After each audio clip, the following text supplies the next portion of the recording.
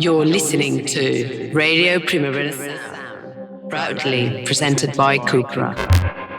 Okay, welcome to Line Noise. We're here at the Mira Festival, as you can maybe see, hopefully hear a little bit. And we're here with Maya Shenfeld Pedro Maia. How are you doing? Good. Great. You were meant to be here last year, and it didn't happen. Now you're here. How do you feel? You good? I can't wait to play the show tonight. Yeah, for me, because it's probably the fifth time I present different projects here, so it's always nice to come back. Especially, I think the last time was 2019. So yeah, it feels good after 6 years to see what the festival is doing, how I'm doing, and just, to bring this show that we've been touring for a while now and to present it on a big stage here. Because the show is Under the Sun, which is the name of an album you released in 2024. Yeah, February 2024, yeah. How do the two relate? I mean, did you make the album, then reach out to Pedro, or did you kind of make the album and the show at the same time, or? So this is sort of our second collaboration. We started small with my first record in Freefall. Pedro made a video for a track called Body Electric. And I really enjoyed collaborating with Pedro, and I felt that the aesthetic Pedro works with, the analog and the grain, really kind of complemented the sort of retrofuturism of the synths. And we also became good friends, and we started talking about starting another project together, and second time working towards a live performance together. And so at the time I already kind of had the concept of Under the Sun kind of like cooking in my mind, and I was thinking, okay, like I'm thinking about heat, about temporality, about change and repetition, and we had a coffee, and I told Pedro about this idea of working with the sentence. It actually comes from this book Ecclesiastes. It comes from this proverb that a lot of people heard about: there's nothing new under the sun. And I'm kind of asking the question, is it true? Do I agree with this, or do I take distance from that idea that things don't change or change and repeat? Long story short, we had a coffee, and I mentioned to Pedro that I'm thinking about these topics, and then you mentioned that you know this incredible quarry in Portugal, and I'll let you take it from here. Yeah, because I've been in this place in the south of Portugal that's the deepest marble quarry in the world, and it's a region full of marble quarries, and I've been there doing a project, but very shortly, and since then I always had the idea to come back, and then as soon Maya mentioned this idea, I was like, okay, I know the perfect place for us to go and get inspired. And when we went to collect the visual material, I think there was one scratch of one track, so we really went blind. And we knew, okay, we have to make a few videos, we want to do a live show, so the idea was, okay, how can we use the space in a way that can give us as much possibilities as we can? So, and it was a different way of our first collaboration, that the music was fixed and then I have to work for the musical. So this is kind of the two things inspire one and another. And I think also, Maya can confirm, being there in that place on the hottest day of the year, which in the quarry it's a few degrees hotter because of the depth, because we're depth like and the thing. feet. Yeah. It's kind of like, I keep on telling people that it is kind of imagining any skyscraper city like New York City, but inverted underground. Yeah. Because the scale is unimaginable. You'll see at the show, but it's and then we kind of we got there, and Pedro was like, okay, so we're going down. We're like, what do you mean we're going down? And so we had to kind of like climb down on these teeny tiny ladders and not look down. And then when you're at the bottom of the quarry, then it is like really hot, really, really warm. And I think and I hope that also this trip has to inspire the music. Absolutely, and everything that come after, which for me and for us, I think is a really way of collaborating, because I'm not working for something that's already fixed. There is a lot of dialogue. Of course, in the end, then Maya did the music, and then I work with the material for the music, and I didn't intervene in the music, but it was a really nice way of starting, because I knew that I have to work with these images, and then I discovered the music later, and we kind of built this together. Both the music videos, the artwork was done by her sister, but it was also kind of inspired in all of this, so it's kind of an all together piece. I believe the song Tehom is made with noises from the quarry, right? Yeah. So the word tehom means abyss in English, and so when we spent around 5 days in Portugal at the quarries, and part of the goal, aside from capturing the visual materials, was to collect a lot of field recordings, and I just captured whatever sounds were there. It's a very reverberant space, also very loud because the quarries are active, so you have the machines digging deep into the ground, and these are the audio materials that I then processed electronically in the studio, basically, but that's sounds that I collected in Portugal. Because the quarry was not in function, but we are lucky there was a few workers that were blasting some of the walls or drilling, and their drilling means like drilling through concrete marble, and also and we knew this will happen, and this will be somehow integrated in some tracks or one track, so it was also part of the discovery what kind of sounds a stone makes, or a carved stone in a landscape. The album has been described as an existential ode to climate change. In parts, it is reflecting about our planet warming up, about climate change, and in parts it's just reflecting upon existential questions in large, a meditation on that.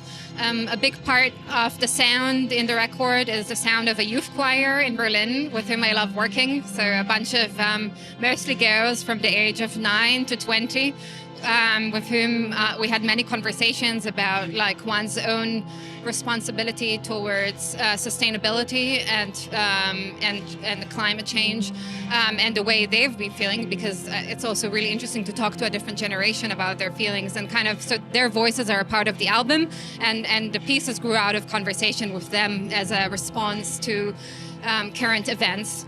And at the same time, it is also a project that I started thinking about towards the end of the pandemic. And there we are in around 2020, 100 years after a pandemic has already happened. There's this book by Yuval Noah Harari that a lot of people know. It's called Homo Sapiens. And in that book, he opens the book with this hypothesis that there are no more pandemics. It's before the pandemic, that the biggest problems humanity has to deal with in the future, that pandemic is no longer a part of them. And then there we go. I mean, it did happen again. And so at the time, I was kind of busy thinking about like one's own fortune and one's agency to impact, as an individual and as a society, which is the choir. And at times it feels quite frustrating that as an individual, sometimes you don't have as much agency to impact these global events that can be intimidating. So I don't have answers, just a lot of questions. I mean, I haven't seen the live show yet. I'm really looking forward to seeing it. How powerful, climate change is a reality. It's obviously a vast threat. How powerful do you think music can be in kind of getting across, music and film, in getting across this kind of message of the kind of problems that we are facing? Well, I guess maybe our project, it's not trying to change anything, I guess, because it's not a documentary. It doesn't have that urge. It's more for us to question. For example, I decided to propose to do in a quarry because a few years ago there was a big flood in the quarry, and then this is basically 150 meters that's carved into the land, and sometimes you have a little road between the quarries. So the road collapsed, people died, and I was really interested on this idea, micro and macro, and also how something as a stone that's really hard can collapse just with water. So, and since I have this was in my mind, and I want to use the water of the quarry to process the film, so I want to do a few things. And then, when Maya told me about the project, I think this is perfect because this also aligns. It's visually interesting, but also there's a big concept between. It's like this, and when you look at it, it's very imponent. It doesn't look fragile, but it's actually extremely fragile. Yes. And it was more that idea of talking about climate change, but not really. We didn't try it. It's not a statement or anything. Right. Yeah. That said, I do believe in small pockets of reflection to begin with, as points of departure towards a sense of community, towards a sense of like there are other people thinking about these topics. I agree with Pedro that it is not a strong statement. It is more a personal reflection that is also kind of rooted in the community with whom I've worked on the project in Berlin. But I do think that even small artwork that reflect about current events and are in dialogue with them, I don't know, maybe there's a person in the audience today that sees the imagery or thinks about the title and that makes them reflect about, the reality they're navigating. So, I mean, it happened to me before that I observed and I was, consuming artwork and I was inspired to think differently or to act differently without the intention of the artist necessarily calling me to go in the streets and demonstrate or anything. I wanted to ask you, Pedro, what do you most like about Maya's work? What do you find most inspiring? Forget she's here. Look, for me, music is a very personal and emotional thing. So the easy answer is I really connect emotionally with Maya's music, and that's for me 90% of the artists I work. Because I came from film, but actually music is my passion. But I have no talent for music. I try many times, many different things, and I'm not good. So I find this way somehow to be involved in music. And this together, Mike to Maya is like, and I remember seeing a concert from Maya in Berlin. We didn't know each other, and I was like, as soon as I saw that, I was like, I think this kind of reflects what I've been doing or some of the things I've been doing. And it's a very emotional, even if you're not friends, it's still a very emotional connection to me. And it's very inspiring because the way that Maya approaches music making is very different than other artists I work. The elements, I'm not very technical about music, so it's really emotional, but it makes me feel things. And that was very important for me to do this project or to do the music video or to do the next project. It's like, when I listen to it, you have to make me feel things. And that's how I usually work. Same question for you. What do you most like about Pedro's work? So many things. It's hard to say. I think Pedro has a way of evoking intimacy and closeness through the warmth of the medium you're working with.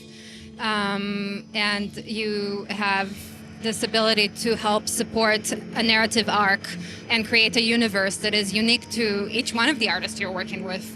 And in that sense, and especially we were so lucky to be able to go on this big adventure together and kind of really create and design a narrative together and create a sense of tension and release and build up together. And I think it's quite special also that you are present in the shows, that it's always a flexible medium, that things are dynamic, that things are changed. We've performed it and every time it's a little bit different.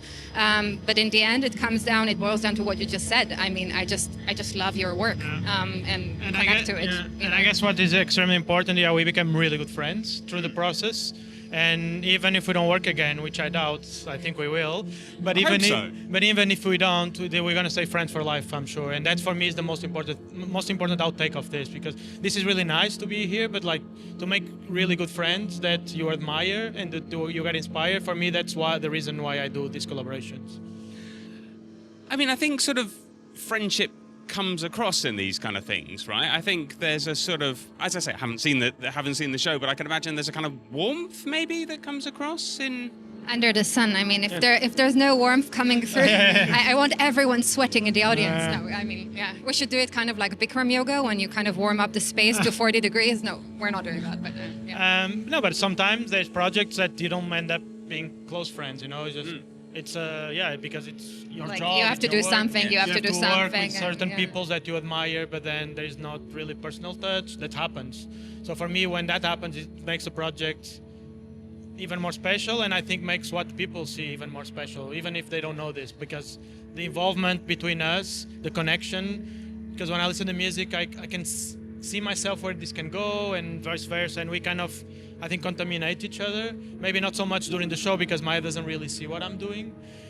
So she has to trust me, which is also really important because there's this base of trust that most of the artists have to do because the visuals are running behind or in front or behind.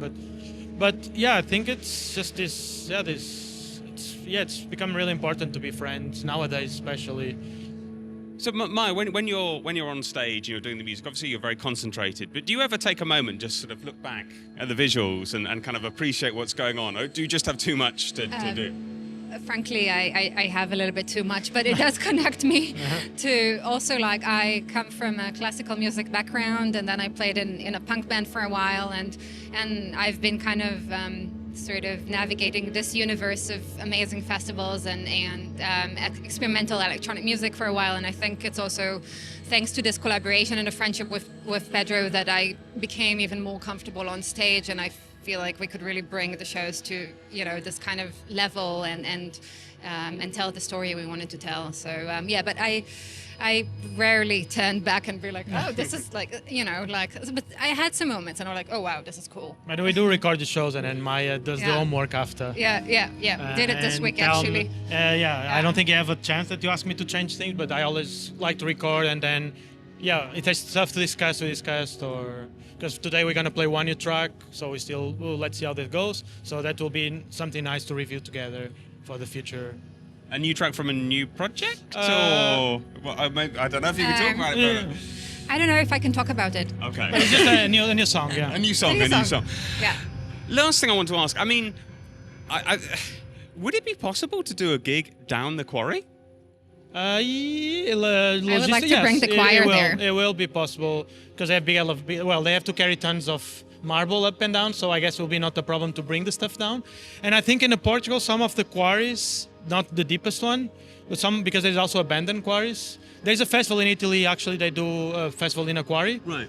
But in these ones, I think they also did some kind of things. Right, that'd be amazing. Yeah, that would be amazing. The festival in Italy, I'm really trying since we have this project, because it's like quarry on a quarry, but somehow it didn't work yet.